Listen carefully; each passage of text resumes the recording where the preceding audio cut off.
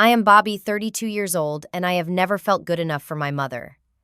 Despite being a successful financial advisor in Chicago, every Christmas feels like walking into a minefield of criticism. Last year, when my mother announced to our entire family that I was the most useless child we have, something inside me finally snapped.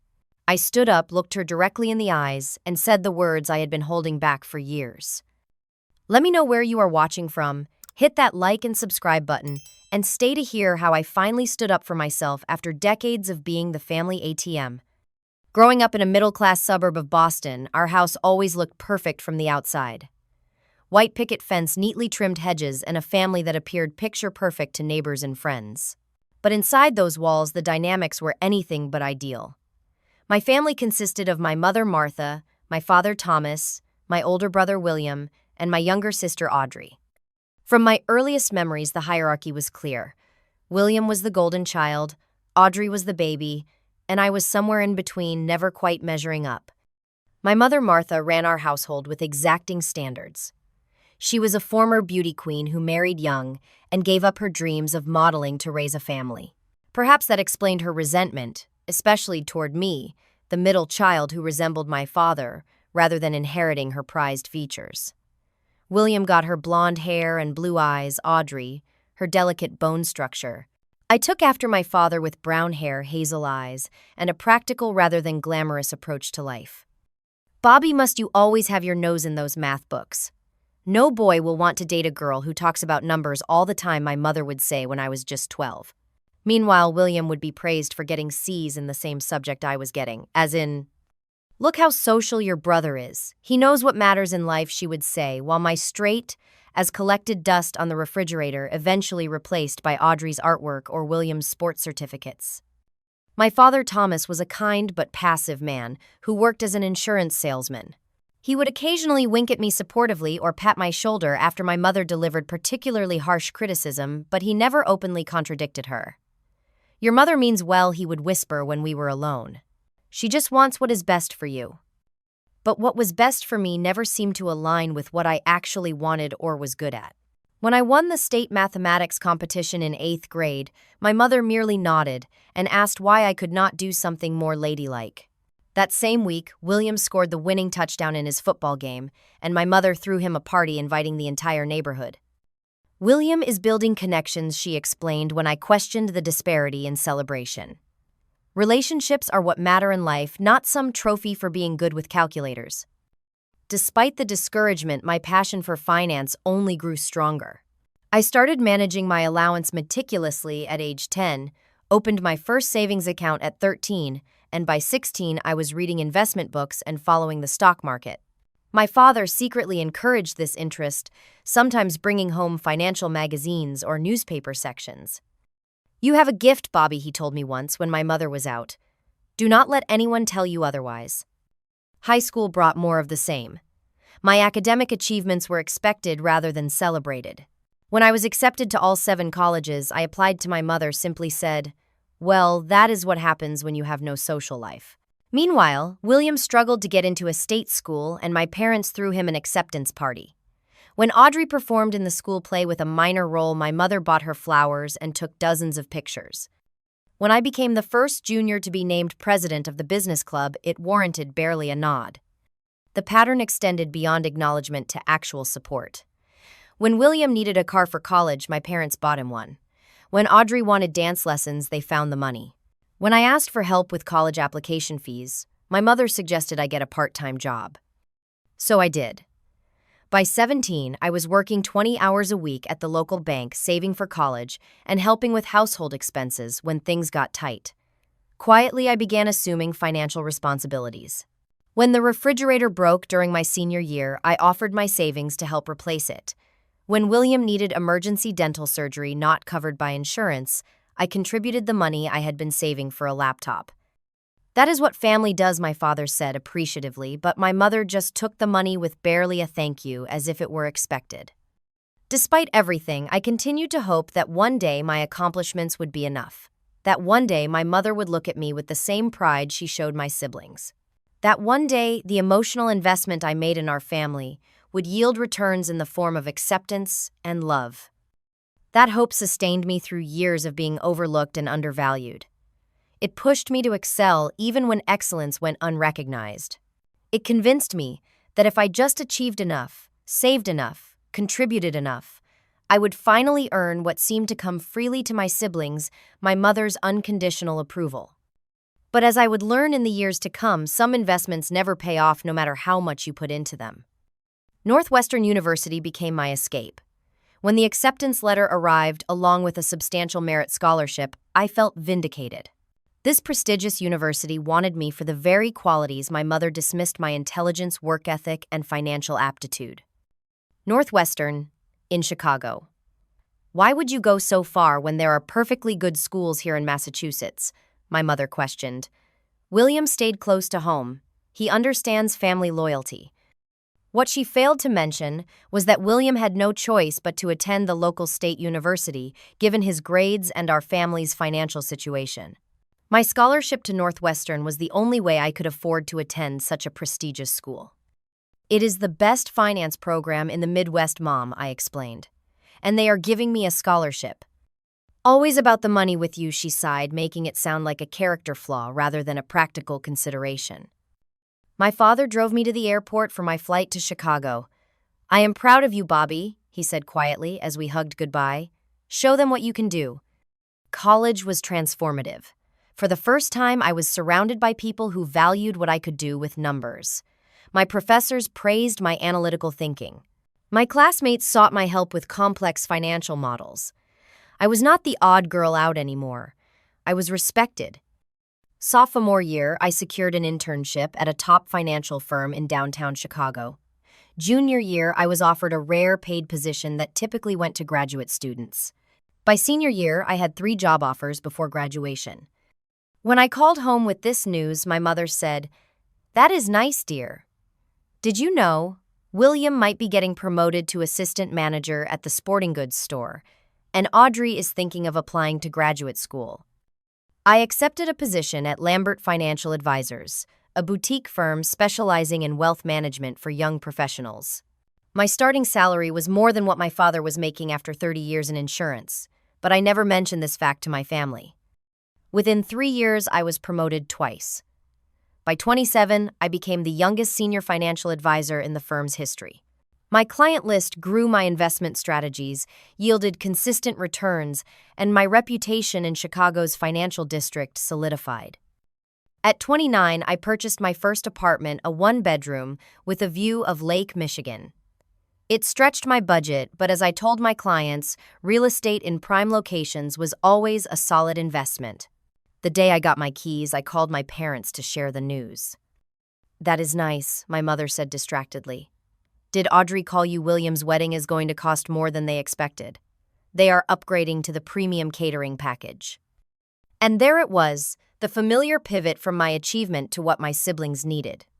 The conversation quickly turned to how much I could contribute to William's wedding. "We want it to be special for him, Bobby," my mother said. "He only gets married once."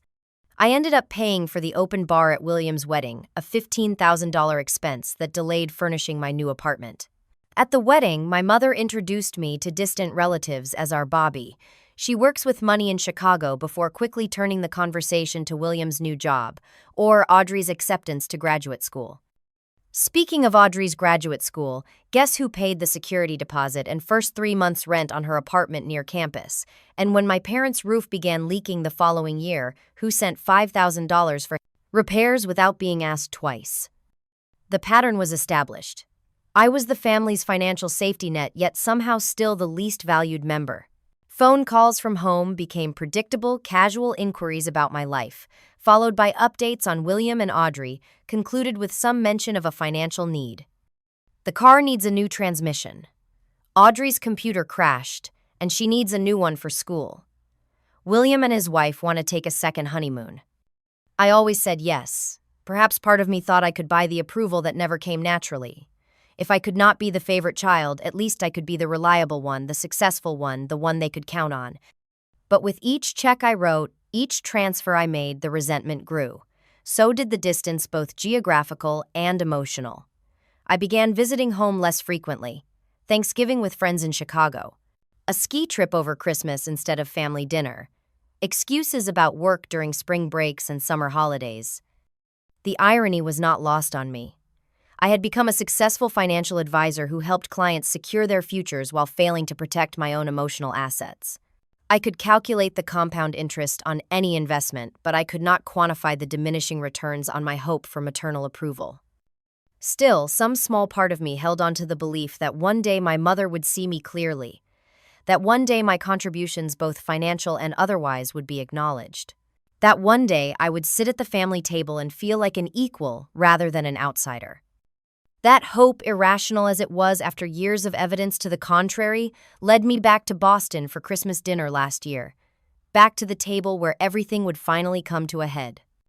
After missing the previous Christmas due to a work emergency, which was actually a peaceful vacation in Florida with friends, I decided to return home for the holidays last year. Perhaps it was the holiday spirit, or maybe it was my therapist gently suggesting that avoidance only reinforces anxiety. Whatever the reason, I found myself buying plane tickets to Boston 2 weeks before Christmas. "Your family will be delighted to see you, my friend," Justine said, as we shopped for gifts at Michigan Avenue. "It has been almost 2 years since you have been home?" "Delighted might be stretching it," I replied, examining an expensive cashmere sweater for my mother. "More like surprised I am not working through another holiday." I spared no expense on gifts, despite having recently invested a significant portion of my savings into my firm's partnership track. For my mother, the cashmere sweater in her favorite shade of blue. For my father, a limited edition watch from a brand he had always admired but never splurged on. For William and his wife Amanda, a gift certificate for a weekend at a luxury spa. For Audrey, the designer handbag she had been hinting about on social media. Each gift was wrapped meticulously, with expensive paper and hand-tied bows. Each card was handwritten with thoughtful messages. Part of me knew I was still trying to buy approval, but I pushed that awareness aside. The journey from Chicago to Boston was fraught with delays due to a winter storm. My original morning flight was canceled, and the afternoon flight was delayed by 3 hours. By the time I landed in Boston, it was nearly 7 in the evening on December 23rd, and I was exhausted. I took a taxi to my parents' house, the same 2-story colonial where I had grown up. Christmas lights lined the gutters and windows, and a wreath hung on the front door. For a moment, standing on the porch with my suitcase and bags of gifts, I felt a surge of nostalgia and hope. That feeling lasted approximately 30 seconds after my mother opened the door. "Bobby, finally, we thought you might cancel again. Your hair looks different. Did you do something to it?" She glanced at my shoulder-length bob, which had been the same style for years. "Well, come in before all the heat escapes. You are just in time to help with the cookie decorating. Audrey always does such beautiful designs." No hug. No "how was your flight" or "good to see you." Just straight to criticism and comparison. My father emerged from the living room and gave me a warm embrace. "There is my girl. The house feels complete now that you are here." I helped carry my luggage upstairs to my childhood bedroom, now functioning as a guest room, with most of my personal touches removed. My high school diplomas and academic awards, once displayed on the walls, were nowhere to be seen, but there was a new gallery of family photos in the hallway featuring predominantly William, Audrey, and William's wife. "Dinner is almost ready," my mother called up the stairs. "Just something simple tonight. Tomorrow is the big cooking day." Downstairs, my mother assigned me to vegetable chopping duty while she marinated the chicken. "William and Amanda will arrive tomorrow morning. They are bringing those rolls everyone loves. And Audrey should be here by noon. She is bringing her new boyfriend, James. He is in medical school, you know." "That is great," I said. "I am excited to meet him." "Yes, well, he comes from a very good family. His father is the chief of surgery at Boston General. Very successful." She gave me a sidelong glance. "Are you seeing anyone these days, Bobby? At your age, you really should be thinking about settling down." Before I could answer, the phone rang. My mother answered, and her voice immediately brightened. "William, yes, we are all set for tomorrow. Bobby just arrived." "Yes, she is helping with dinner. Of course, we cannot wait to see you both. Your old room is all ready." "Yes, Audrey and James will be in the guest room." No, Bobby will take the pull-out couch in the den. It is just for a few nights." I stopped chopping mid-carrot. The pull-out couch I had been relegated to the lumpy sofa bed while my siblings got proper rooms. The den gets the morning sun, my mother explained after hanging up as if reading my thoughts. I know how you like to get up early and do your work emails. This way you will not disturb anyone. I said nothing and continued chopping more aggressively than necessary. Later that evening, while my parents watched television, I offered to organize some paperwork my father mentioned was cluttering his home office. In a file cabinet drawer, I discovered a folder labeled Family Finances containing years of careful records my father kept. Among them were copies of checks I had sent, bank transfers, and notes about my financial contributions to everything from home repairs to William's wedding. The total surprised even me. Over the past decade, I had given my family more than $70,000. Not loans, gifts, money that was never acknowledged beyond the initial thank you, and sometimes not even that. I closed the drawer, feeling a complex mix of emotions: validation that my contributions were significant, anger that they were taken for granted, and sadness that they seemed to have bought me nothing in terms of family standing. That night on the uncomfortable pull-out couch, my room apparently already given to William and Amanda, despite them not arriving until tomorrow, I made a resolution. I would maintain peace during this holiday visit. I would not bring up old grievances. I would enjoy Christmas with my family as best I could and then reevaluate our relationship in the new year. Christmas Eve morning, I woke early and made coffee for everyone. I set the table with the good china and arranged a centerpiece of pine branches and ornaments. I prepped vegetables for the Christmas dinner and made cookie dough for afternoon baking. My mother inspected my work with critical eyes. "The carrots are cut too thick, Bobby, and you have used too much cinnamon in the cookie dough. It is a good thing Audrey will be here to fix things." I bit my tongue and nodded. William and Amanda arrived around 10, greeted with enthusiastic hugs and exclamations from my mother. "Look at you two. The newlyweds still glowing. William, you look so handsome. Did you lose weight, Amanda? That sweater is gorgeous on you." My father carried their bags upstairs while my mother ushered them into the kitchen for hot chocolate and the fresh muffins I had baked. "Bobby is visiting from Chicago," my mother said, almost as an afterthought. "She has been helping me prepare for tomorrow." "Hey, sis," William said with a casual wave, barely making eye contact. "How is the money business?" "The money business is good," I replied evenly. "How is the sporting goods business?" "Actually," he said, perking up, "I have some big news, but I am saving it for tomorrow when everyone is here." "Wonderful," my mother exclaimed. "I bet it is the promotion to store manager, is not it? I told your father it would happen before the end of the year." William smiled mysteriously, while Amanda beamed at him adoringly. By noon, Audrey arrived with James, a tall, handsome man with perfect teeth and an expensive watch. More enthusiastic greetings, more effusive compliments from my mother, more carrying of luggage upstairs to proper bedrooms. The rest of Christmas Eve passed in a whirlwind of cooking, decorating, and conversation dominated by my siblings. I heard about every detail of William and Amanda's newlywed life in their new suburban development. I learned about each of Audrey's graduate school professors and James's medical rotations. I smiled and nodded and asked appropriate questions while no one inquired about my life in Chicago beyond cursory questions about how work was going. That evening, I overheard my mother on the phone with her sister, my Aunt Patricia, who would be joining us for Christmas dinner. "Yes, everyone is here. William and Amanda are so happy together. She might be pregnant already, though they have not announced anything. Audrey brought her boyfriend James. He is a doctor, you know. Yes, Bobby is here too, still single, still working all the time with her money job in Chicago.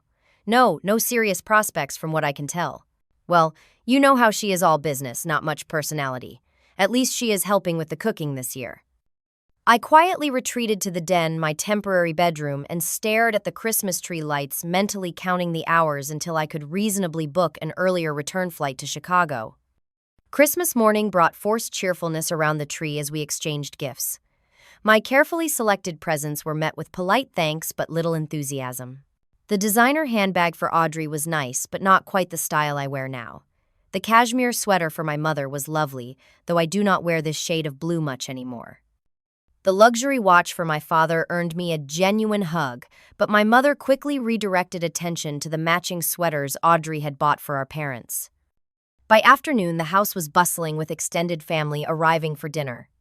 Aunt Patricia and Uncle George, my mother's sister and brother-in-law, cousin Stephanie and her husband Derek, with their two small children, my father's brother Uncle Robert and Aunt Diane, a few neighbors who had nowhere else to go for the holiday.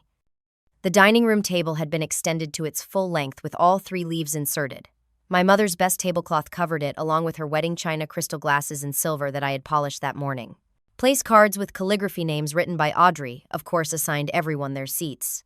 I noticed I was positioned at the far end, next to Uncle Robert, who was hard of hearing, and the Thompsons from next door, whom I barely knew. Dinner began pleasantly enough. Uncle George carved the turkey while my father poured wine. Conversation flowed about neighborhood news, the children's school performances, and the unusually mild winter we had been having until the recent storm. "So Bobby," Aunt Patricia said during a lull, "your mother tells me you are still with that financial company in Chicago." "Lambert Financial Advisors." "Yes," I replied. "I have been there for almost 10 years now." "And no special someone yet?" She raised her eyebrows meaningfully. Before I could answer, my mother interjected. "Bobby is very focused on her career, Patricia. Not everyone prioritizes family, you know." I felt heat rise in my cheeks but maintained my composure. "Actually, I have recently been invited to become a partner at the firm. It is quite an honor, especially at my age." "That is nice, dear," my mother said dismissively. "William, why do not you tell everyone your news?" William straightened up, putting his arm around Amanda. "Well, I was going to wait until dessert, but I have been promoted to regional manager. I will be overseeing 5 Sportmart locations across New England, starting in January." The table erupted in congratulations. My mother actually teared up. "We are so proud of you, William. All your hard work is paying off." And Amanda added, squeezing William's hand, "We are putting a down payment on a house. A beautiful 4-bedroom colonial in Westbrook." More exclamations of joy and requests for details about the house followed. No one mentioned that the down payment included $5,000 I had given them as a wedding gift, specifically for this purpose. Not to be outdone, Audrey cleared her throat. "James and I have news too." She held out her left hand where a sizable diamond now sparkled. "We got engaged last night." Another round of excitement hugs tears from my mother's champagne toast proposed by my father. James explained how he had asked my father's permission weeks ago, how he had been planning the proposal for months. "We are thinking a June wedding," Audrey gushed. "Nothing too extravagant, but beautiful." "Anything you want, sweetheart," my mother said, patting her hand. "Your wedding day should be perfect." I stared at my plate, mentally calculating how much I would inevitably be asked to contribute to this not-too-extravagant wedding, probably another $15,000 minimum. "What about you, Bobby?" Uncle Robert suddenly boomed from beside me. He was hard of hearing but surprisingly perceptive. "Any news to share?" All eyes reluctantly turned to me. This was my moment. "Actually, yes," I said, straightening in my chair. "As I mentioned, I have been invited to become a partner at Lambert Financial. I am one of the youngest partners in firm history, and the only woman currently at that level." There was a brief silence, then Aunt Diane said, "That sounds impressive, Bobby. Congratulations." "It means a significant step up in responsibility," I continued. "I will be managing our most important client relationships and helping shape the firm's long-term strategy. It also comes with an equity stake in the business." "Well, that sounds very technical," my mother said, with a forced smile. "More potatoes, anyone?" "It is a big achievement, Mom," I persisted. "Partners at firms like Lambert typically earn 7 figures annually." "Money is not everything, Bobby," she replied sharply. "Some things are more important, like family, connection, relationships." "I know that," I said quietly. "I value those things too." "Do you?" Her voice had an edge now. The table grew uncomfortably quiet. "Because all we ever hear about is your job and your money. Meanwhile, your siblings are building real lives, getting married, buying homes, planning families. When are you going to start living a real life instead of just making money?" I felt a familiar tightness in my chest, the sensation that always preceded tears I refused to shed. "My life in Chicago is real, Mom. My career matters to me. The fact that it involves finance does not make it less valuable than what William or Audrey do." Of course, your little money job matters, she said, waving her hand dismissively. No one is saying it does not. But look at what your brother and sister have accomplished. Real human connections. Real contributions to the world. Not just numbers on a computer screen. The table was completely silent now. Even the children sensed the tension and stopped fidgeting. My father stared at his plate. William and Audrey looked uncomfortable, but said nothing to defend me. My job helps people secure their futures, I said, my voice remarkably steady despite the emotion churning inside me. I help families build wealth that will support generations. I help small business owners create retirement security. I help parents save for their children's education. My mother sighed dramatically. Always so serious, Bobby. Always so defensive about your choices. I just want what is best for you. We all do. Is not that right, Thomas? My father nodded weakly, not meeting my eyes. Maybe what is best for Bobby is supporting her success, Uncle Robert said unexpectedly. Sounds to me like she is doing remarkably well. My mother's face hardened. Of course we support her. We have always supported all our children equally, but sometimes I think Bobby deliberately chooses to be different to separate herself from the family. Chicago is so far away, visits so rare, always too busy with work for family events. The unfairness of this statement made my hands shake. I had missed exactly 2 family events in the past 5 years, while sending money home regularly, often at significant personal sacrifice. I am here now, I said quietly. Yes, finally, my mother sniffed. After missing last Christmas. Do you know how that made me feel? A mother should have all her children home for Christmas. I had work commitments, I lied, not willing to admit I had chosen a beach over this exact type of uncomfortable family dinner. William manages to take time off. Audrey makes family a priority, but you. She shook her head sadly, playing to her audience of relatives. Sometimes I think you enjoy disappointing me. Mom, that is not fair, Audrey interjected, finally breaking her silence. It is not about fairness, Audrey. It is about family loyalty, something your sister has never quite understood. My mother took a sip of wine, then delivered the final blow. I suppose that is why of all my children, Bobby is the most useless one we have. The words hung in the air like icicles. Sharp, cold, dangerous.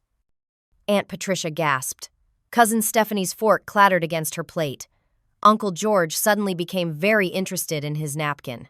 Even my mother seemed slightly shocked by her own words, though she did not retract them. 20 years of suppressed hurt and anger crystallized in that moment into perfect clarity. I stood slowly, my napkin falling forgotten to the floor. If I am so useless, I said, my voice steady and clear, then stop calling me when you need money. My mother's face drained of color. Her mouth opened, but no sound came out. Around the table, confusion replaced shock as my words registered. Family members exchanged glances, some questioning, others suddenly understanding. What does she mean, Martha? Aunt Patricia asked my mother. But my mother was still staring at me speechless, for perhaps the first time in her life. Bobby, my father began, his voice strained. This is not the time. When is the time, Dad? I asked, still standing. When is the time to acknowledge that I have been financially supporting this family for years while being treated as an outsider? When is the time to mention that I paid $15,000 for the open bar at William's wedding, or that I covered the first semester of Audrey's graduate school expenses, or that I sent $5,000 for the roof repairs last year, or the new furnace the year before that? William and Audrey both looked stunned. Clearly, they had not known the extent of my financial contributions. That is enough, my mother said, finding her voice at last. You are embarrassing yourself and ruining Christmas dinner. No, Mom. You ruined dinner when you called me useless in front of our entire family. I am just setting the record straight. No one touched their food, no one spoke. Everyone was frozen watching this long overdue confrontation unfold. For once in my life, I had everyone's full attention. My mother recovered quickly, years of practice at controlling uncomfortable situations coming to her rescue. Bobby is exaggerating, she said with a forced laugh. She has helped out here and there as any family member would. Certainly nothing that warrants this display. I am not exaggerating. I replied calmly. Dad keeps records. Every check, every wire, transfer, every cash gift. He can confirm exactly how much I have contributed over the years. All eyes turned to my father, who looked like he wanted to disappear through the floor. Thomas, my mother, prompted, clearly expecting him to contradict me. My father cleared his throat. Bobby has been very generous with her financial success, he admitted quietly. She has helped us through some difficult times. We have all helped each other, my mother insisted. That is what families do. William gave us that lovely television last year. The television that I sent him the money for, I asked. The one he picked out, but I paid for. William shifted uncomfortably in his chair. I did not know that, he mumbled. Mom said you had contributed some money toward family gifts, but I thought...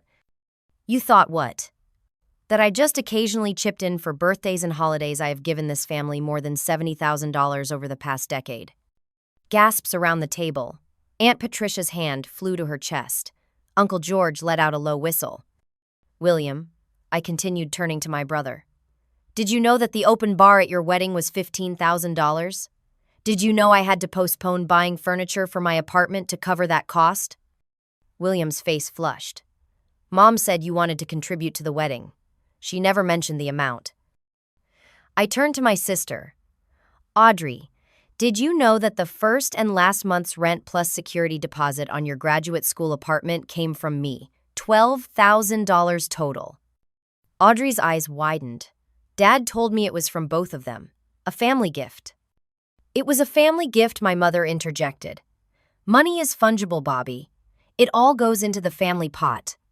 Why are you keeping score like this? It is very unattractive. I am not keeping score, I said. I gave freely without expecting repayment. What I did expect was basic respect, not to be called useless at Christmas dinner. You are twisting my words, my mother insisted. I simply meant that you contribute less to the family emotionally. You are always so distant, so wrapped up in your work. I live 800 miles away because every time I am here, I am criticized, compared unfavorably to William and Audrey, and made to feel like an outsider. Yet somehow I am still the first person called when there is a financial emergency. Now you are just being dramatic, my mother huffed. Patricia, would you pass the cranberry sauce? I think we have indulged Bobby's little temper tantrum enough. But the mood had shifted. People were looking at my mother differently, seeing perhaps for the first time the manipulation behind her perfect hostess facade. Actually, Martha, Aunt Patricia said slowly, I would like to hear what Bobby has to say. It sounds like she has been quite supportive of the family. My mother's expression hardened. This is hardly appropriate dinner conversation. Neither was calling your daughter useless. Uncle Robert boomed from beside me. His hearing might be failing, but he had caught that part clearly enough. The floodgates had opened. I remained standing, my voice steady, as I outlined years of financial support paired with emotional dismissal. The down payment help from my parents when they refinanced their mortgage. The emergency medical bills I had covered for both siblings at various times. The new refrigerator, water heater, and furnace repairs for the family home. Each time I gave willingly, I explained. Not because I expected praise or repayment, but because I care about this family. What hurts is not the money. It is being treated like an ATM while being considered less valuable than my siblings. William looked genuinely shocked. Sis, I had no idea. Mom always made it sound like these were joint decisions, that the money came from our parents. Of course that is how I presented it, my mother said defensively. I did not want you kids feeling indebted to your sister. That would create an unhealthy dynamic. More unhealthy than making Bobby feel unappreciated while taking her money, Aunt Diane asked quietly. The conversation dissolved into chaos. Some relatives defended my mother out of habit or loyalty. Others expressed outrage on my behalf. My father sat silently, shoulders slumped, in what looked like decades of accumulated guilt.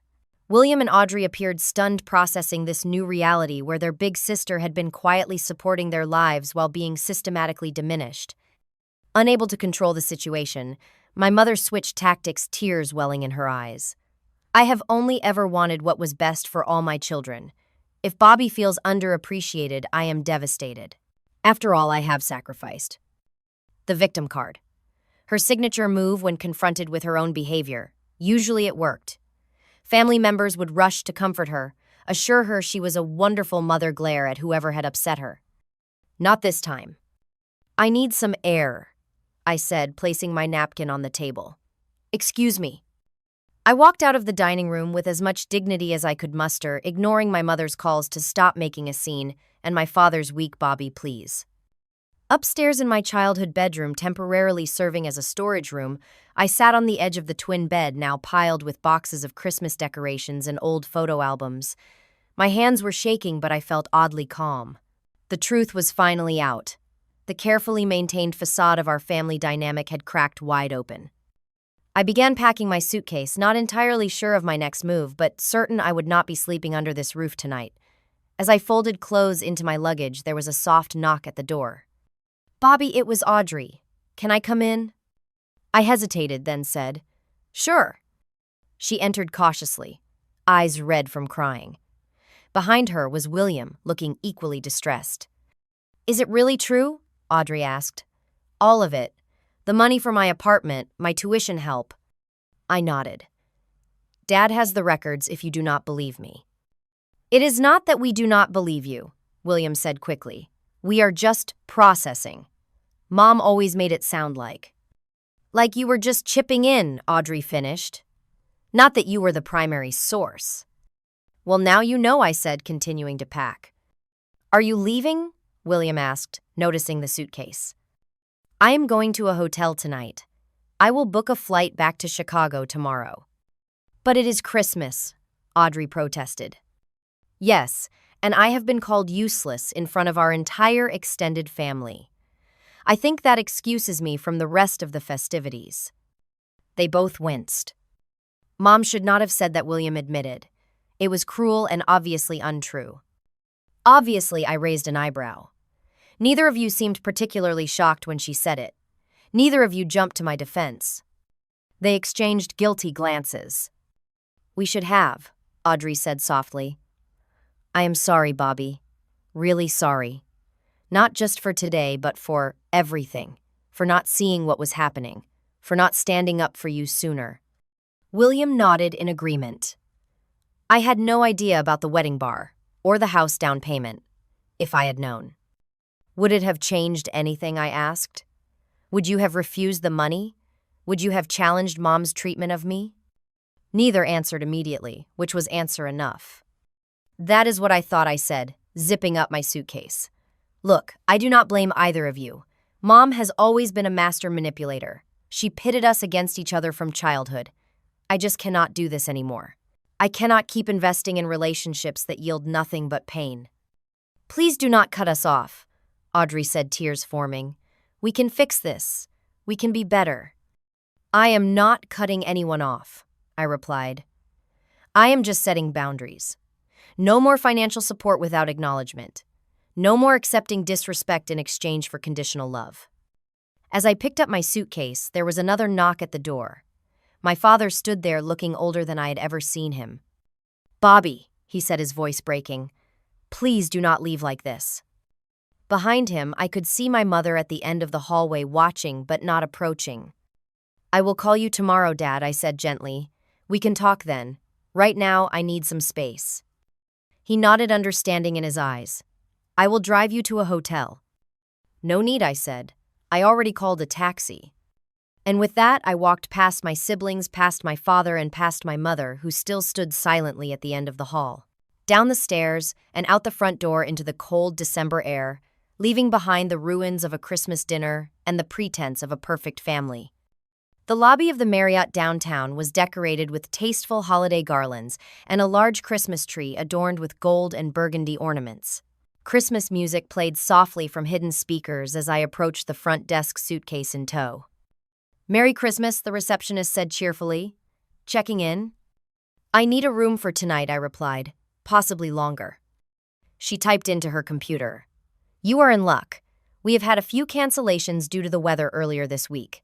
How many nights would you like?" "Let us start with tonight and tomorrow. I may extend." While she processed my credit card and prepared the key card, I checked my phone. 3 missed calls from my father, 2 from Audrey, 1 from William. No calls from my mother, but a text message that read simply, "Your behavior was inexcusable. You have ruined Christmas for everyone."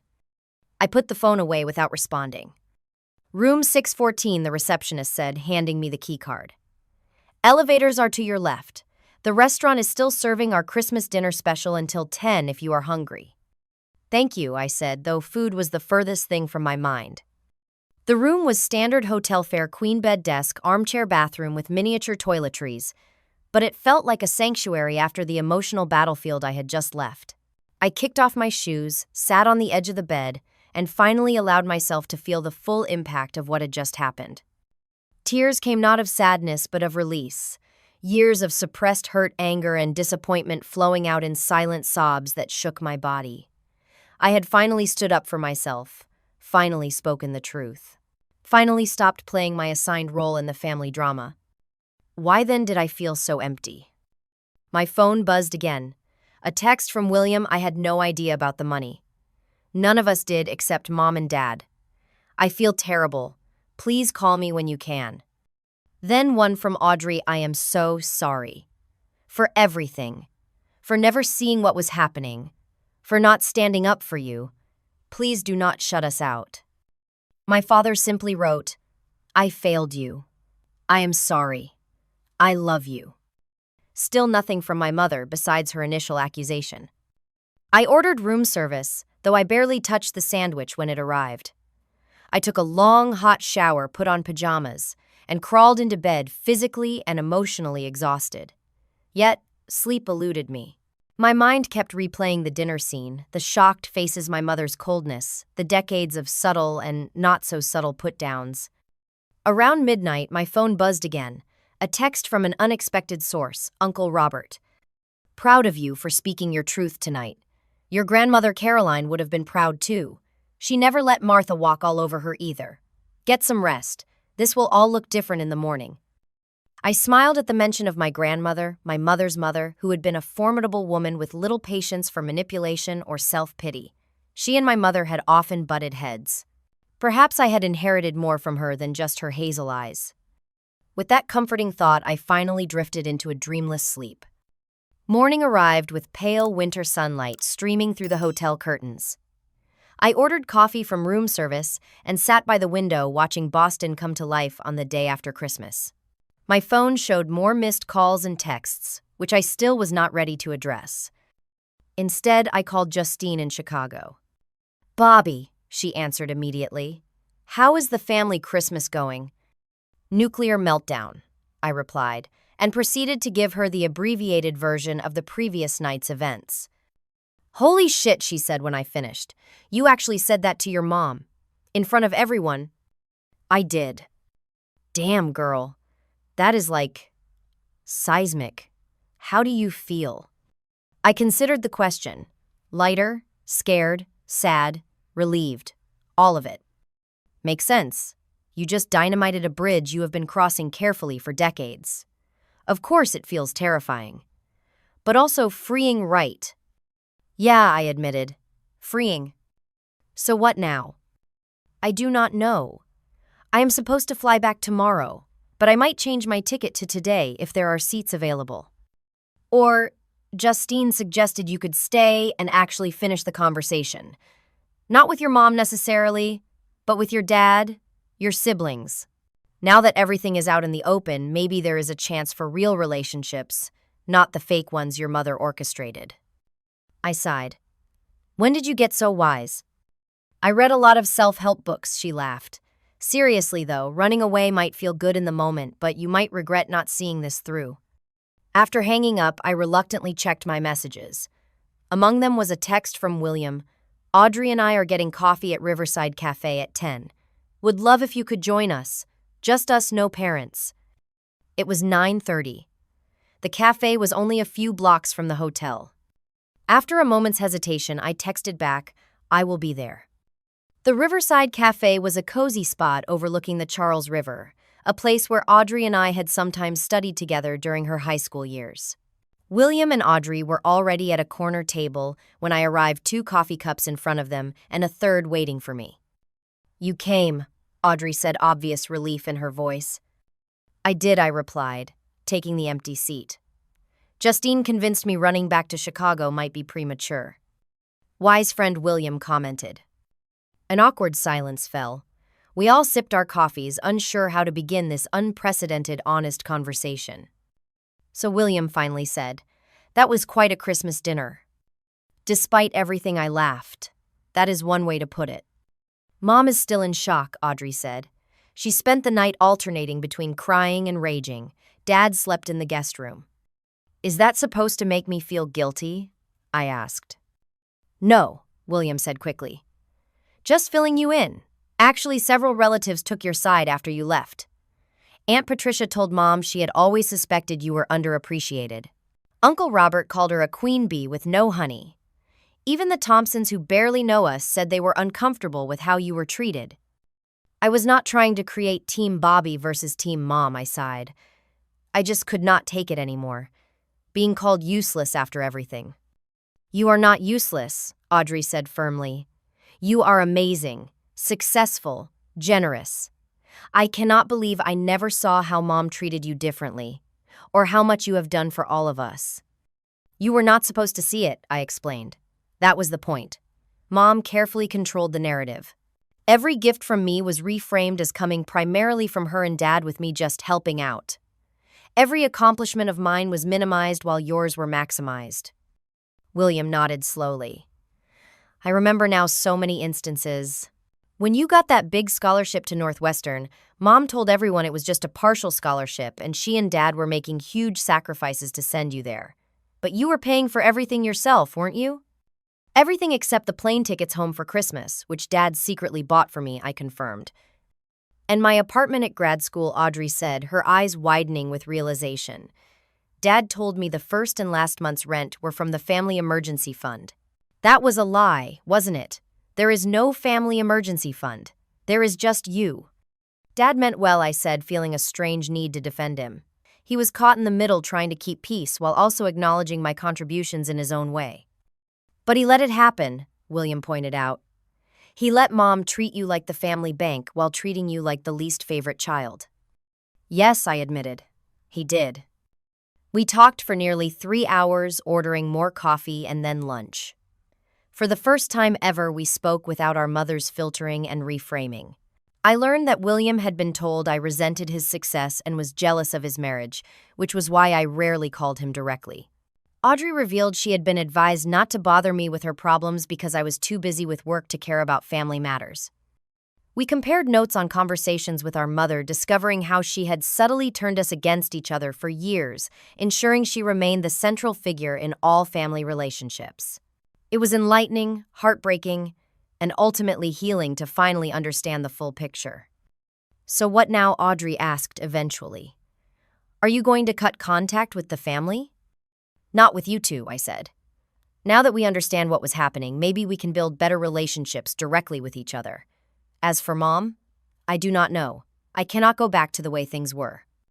None of us can, William agreed. The truth is out there now. Even the extended family knows. She cannot spin this away. And Dad? Audrey asked. I will talk to him, I said.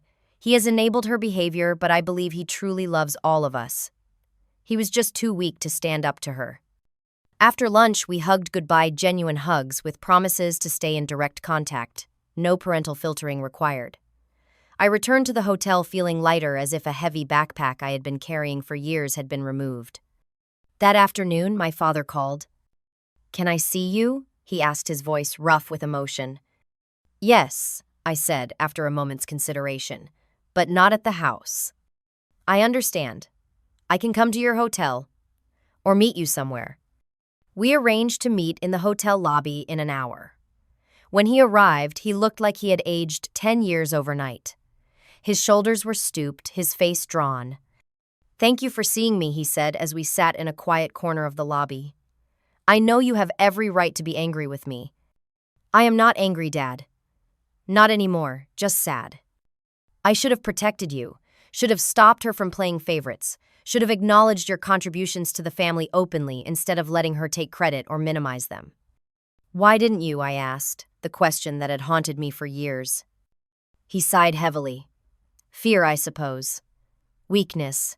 Your mother is a force of nature when crossed, and our marriage has never been equal. She decided early on that William was her special child, Audrey, her baby, and you. You were too much like her mother, whom she resented. Strong, independent, smart about money. She felt threatened by you from an early age.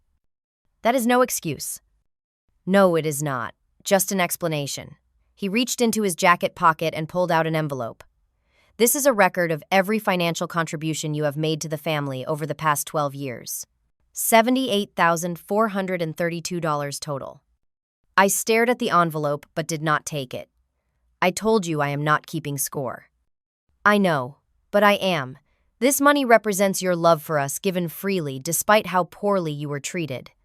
I cannot pay it back immediately, but I have opened a separate savings account. I will be depositing money each month until every penny is returned to you.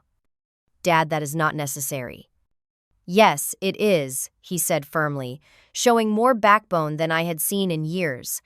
It is the beginning of making things right. I have also moved into the guest room permanently.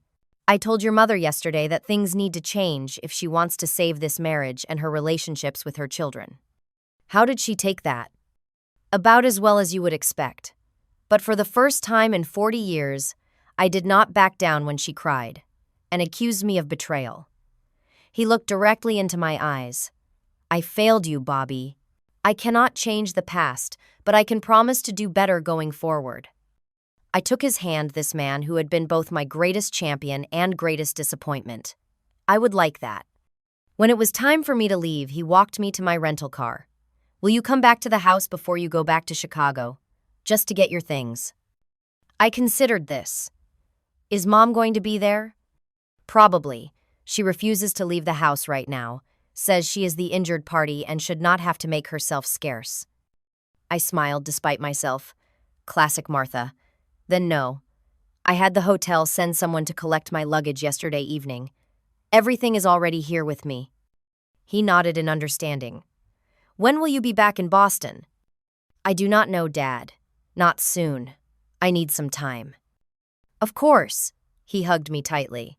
I love you, Bobby. I have always been proud of you, even if I was too cowardly to say it in front of your mother. I love you too, Dad. As I drove away, I glanced in the rearview mirror to see him still standing there, a solitary figure watching his daughter drive away from a home that had never truly felt like hers. My flight back to Chicago left Boston 3 days earlier than planned.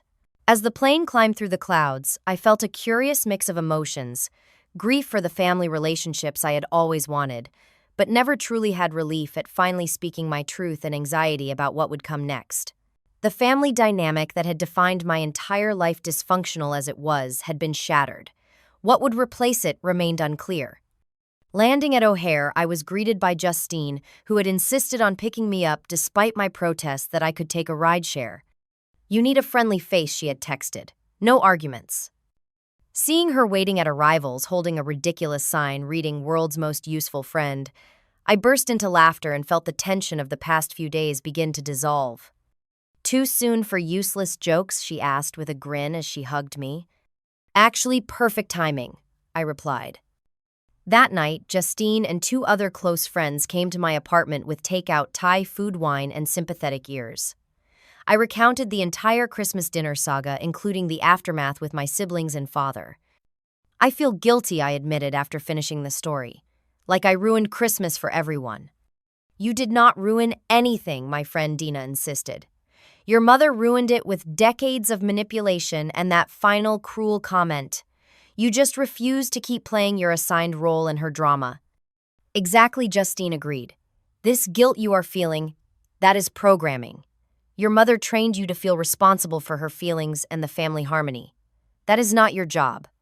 But cutting her off completely seems so extreme, I said, voicing my deepest concern. She is still my mother. Who says you have to cut her off completely, my friend Theo asked. There are options between doormat and total estrangement. You can have boundaries, limited contact, new terms of engagement. Like what? Like no more financial support without acknowledgement, Dina suggested. No more accepting criticism silently. No more being the family ATM. And maybe some professional help to navigate this, Justine added gently. This is complex family trauma, Bobby. It is okay to need guidance sorting through it. She was right. The following week, I found a therapist specializing in family dynamics and adult children of narcissistic parents. Dr. Lauren Goldman listened to my story without judgment and helped me see patterns I had been too close to recognize. What your mother did is called triangulation, she explained in one session. By controlling the flow of information between family members, she ensured all relationships went through her.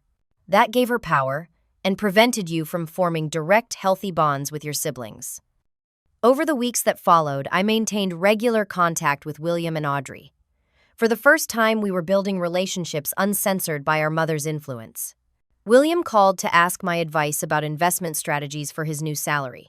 Audrey texted photos of wedding venues, genuinely interested in my opinion. My father called every Sunday without fail. Our conversations were sometimes awkward but increasingly honest.